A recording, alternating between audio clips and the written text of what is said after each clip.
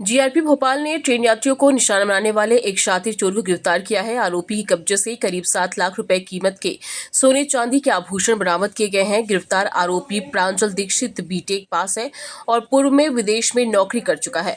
Police पूछताछ में सामने आया है कि आरोपी ऑनलाइन बेटिंग गेम का आदी था और उसमें लाखों रुपए हार चुका था। हारे हुए पैसों को वापस पाने की लालच में उसने भोपाल मंडल से गुजरने वाली ट्रेनों के एसी कोच में सो रहे यात्रियों को निशाना बनाना शुरू कर दिया। राजधानी एक्सप्रेस के A1 कोच में हुई चोरी की शिकायत के बाद जीआरपी ने तकनीकी साक्ष्य और करीब 200 किलोमीटर तक के सीसीटीवी फुटेज का विश्लेषण कर आरोपी को लखनऊ से गिरफ्तार किया है। आरोपी ने पूछताछ में भोपाल जीआरपी क्षेत्र के 4 मामलों में चोरी करना स्वीकार किया है।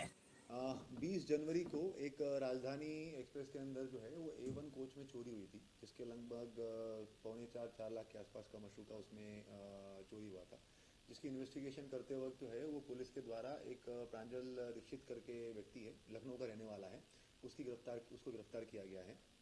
ये व्यक्ति जो है वो 2016 में एक WNS कंपनी है पूना में, उसमें काम करता था और उसी कंपनी के थ्रू जो है वो एक बार 1.5 महीने के लिए और एक बार 2-2.5 महीने के लिए लंदन भी गया था कंपनी के थ्रू।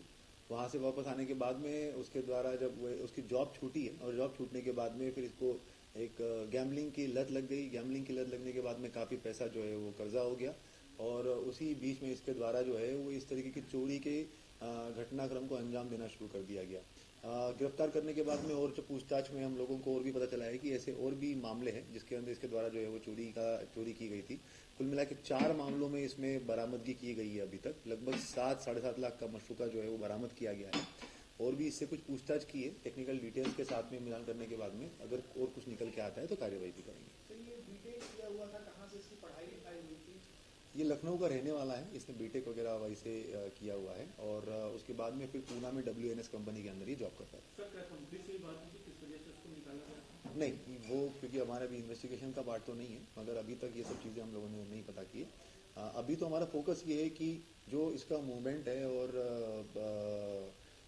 और भी जो मामले हमारे यहाँ पे पंजीबद्ध है उसको लेकर हम लोग अभी देख रहे हैं। अगर उसमें कहीं पे कुछ संलिप्तता निकल के आती है तो उसको